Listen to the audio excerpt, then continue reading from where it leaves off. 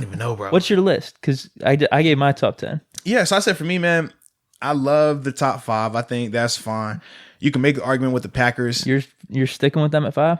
I am. I said, man, I was going to debate Packers versus Titans at 5. I personally feel like because of Aaron Rodgers, I keep him ahead of the Titans.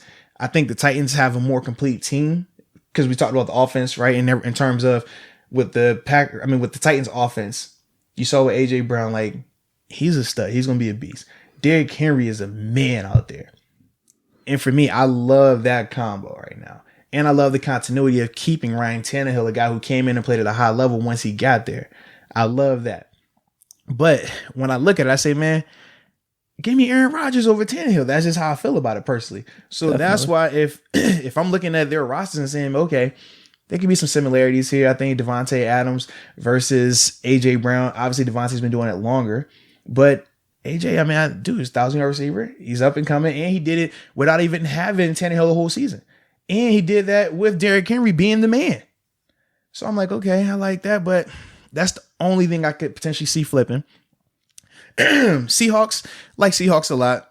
Obviously, with Russell Wilson, I think that he's still, balling out at a crazy level right now. And when we talk about people doing stuff in spite of their talent around him, he's definitely one of those guys. But now that he has Deke Metcalf, I don't know. Yeah, he's got talent now, man. I would give Metcalf. I would give it to them over us in terms of offensive talent. Yeah, I'm definitely expecting Metcalf to take a bigger step in year 2. Now it's going to obviously be a little different just because of how this offseason is playing out right now. But if they're able to get Jadeveon Clowney to come back, because they had already offered Clowney initially, and Clowney said that he wanted more, but obviously his market isn't what he's expecting it to be because he's still sitting out there as an available free agent. So if those things don't work and he ends up coming back, man, I think that definitely moves them up. Yeah. But until that happens, I'm not ready to bump them ahead of the Titans or the Packers just yet.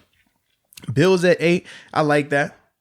Actually, I like it a lot. I was thinking about even putting them at 7 over the Seahawks, but when I go quarterback play, I say Russell Wilson's the better quarterback than Josh Allen.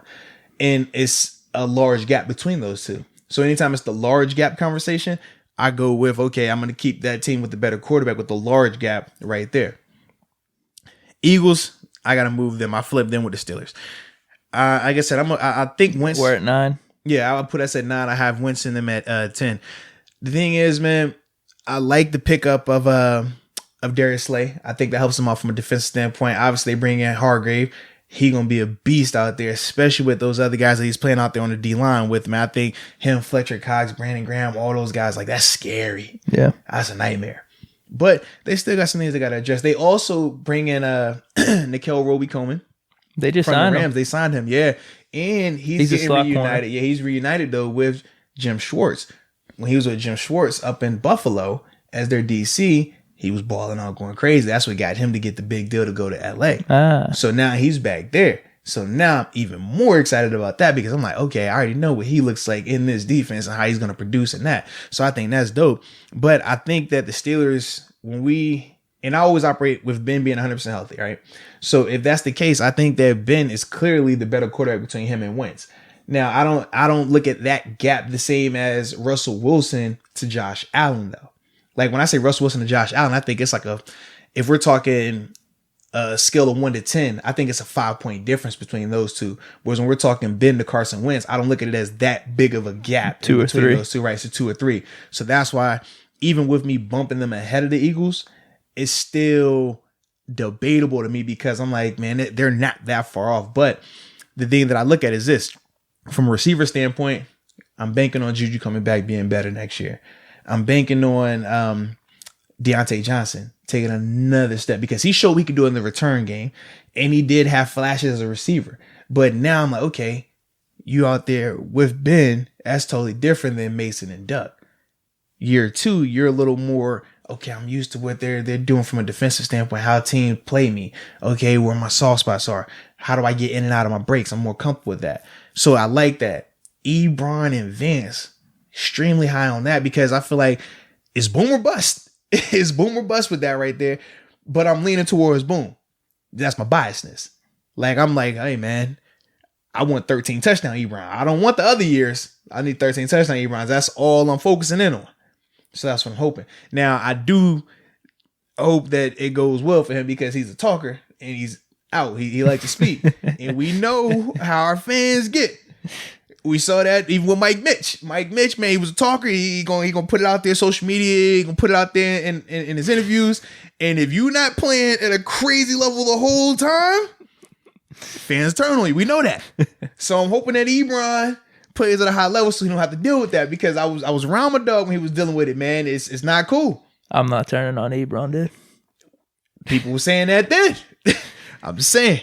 I'm not. I've seen it. That's all I'm saying. I've seen it firsthand. I've seen it. Okay. But with that being said, man, I do think that the Steelers still have the better team as a whole defensively.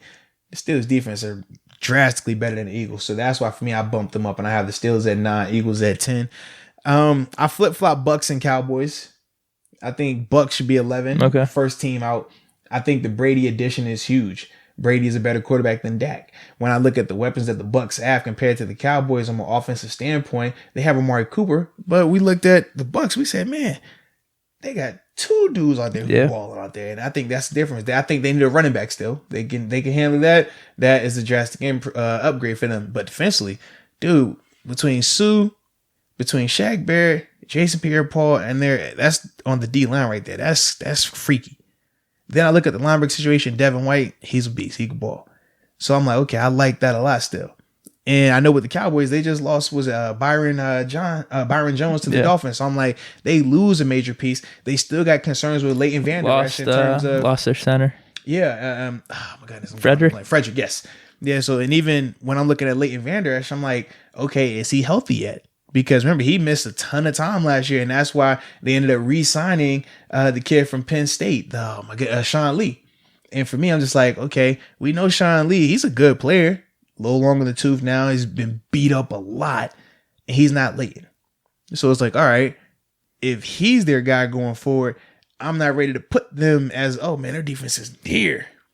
I think they're up there. I mean, where do I have them? I said I have them at 11. Yeah. I mean, they're probably... Now, they did bring in Joe McCoy, though, and I do like that. Yeah, I mean, they're the Cowboys, so they're always gonna put the Cowboys at least in the top 15 no matter what. But, man, they lost a lot, though, man. Yeah. Byron Jones gone, that's Robert the thing Quinn, we talked about. Randall Cobb.